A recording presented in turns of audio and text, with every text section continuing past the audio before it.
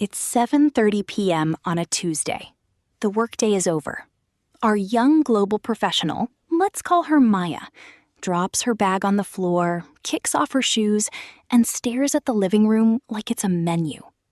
Tonight, she's not deciding how to spend money. She's deciding how to spend something far more precious, her time. On the coffee table, her phone lights up with messages and social media notifications.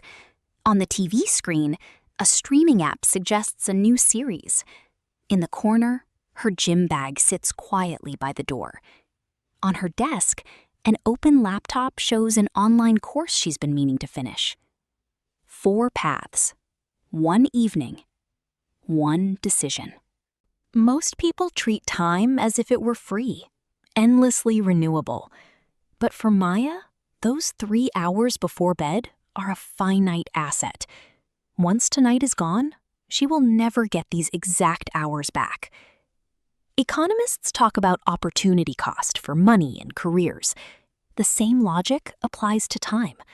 The opportunity cost of how she spends this evening is everything else she could have done with those hours.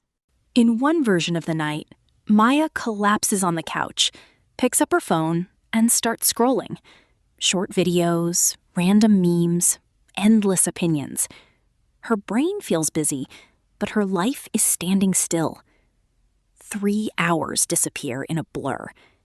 At the end, she feels slightly entertained, slightly guilty, and strangely tired. She spent time, but she didn't invest it. What is the opportunity cost of that scrolling session? It's not some abstract moral judgment. It's specific, tangible things she could have created. A chapter of a skill-building course completed. A workout that improves her energy and health. 2 focused hours on a side project that might become a new income stream. A deep conversation with someone she cares about. She didn't just do nothing. She actively traded all of that for fleeting digital distraction. In another version of the night, Maya makes a different choice. She drops her phone in a drawer, picks up her gym bag, and heads out. 45 minutes of exercise, sweat, and clear-headedness. When she comes back, she showers, makes a simple dinner, and opens her laptop. For the next 90 minutes, she works through an advanced module of a skill that her future self will thank her for. Data analysis, design, or financial modeling, whatever moves her career forward. On the surface, both evenings look small, just a few hours, but repeated over months and years, they become radically different lives. If Maya spends most evenings scrolling, the opportunity cost is a compound loss. Lost fitness, lost skills, lost portfolio pieces, lost confidence. If she spends most evenings training her body and brain, the opportunity cost is different. She sacrifices some entertainment and quick dopamine, but gains something bigger: capability, resilience, and optionality.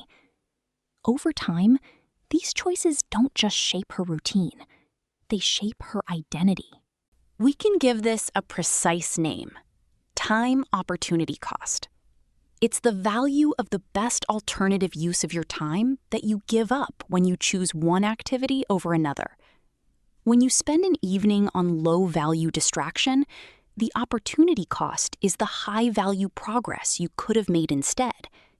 When you invest your time in learning, building, or connecting, the opportunity cost is some comfort and leisure in the short term. You're never doing nothing. You're always choosing between competing uses of a limited resource.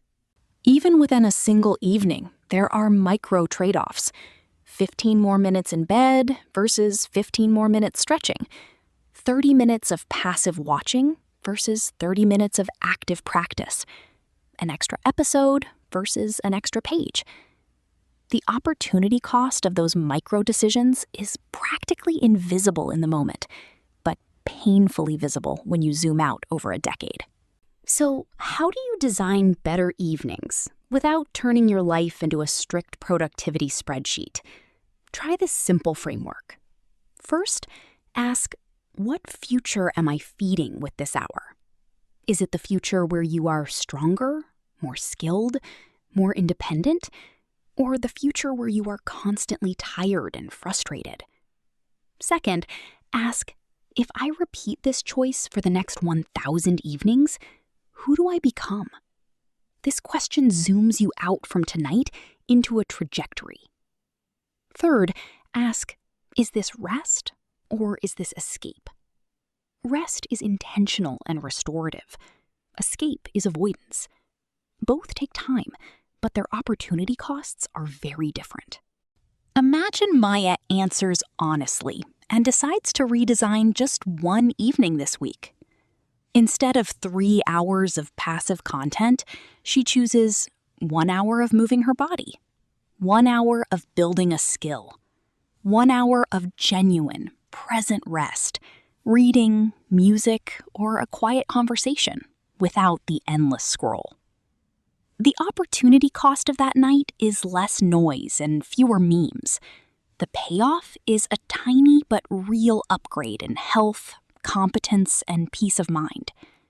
She hasn't become a different person in one day, but she has slightly changed the direction of her life. When we talk about wealth, most people think about money, assets, and net worth. But for Maya, for anyone who cares about their future, the first currency is time.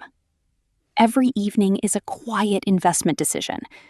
You can invest in entertainment, or you can invest in the version of yourself you want to meet in 10 years.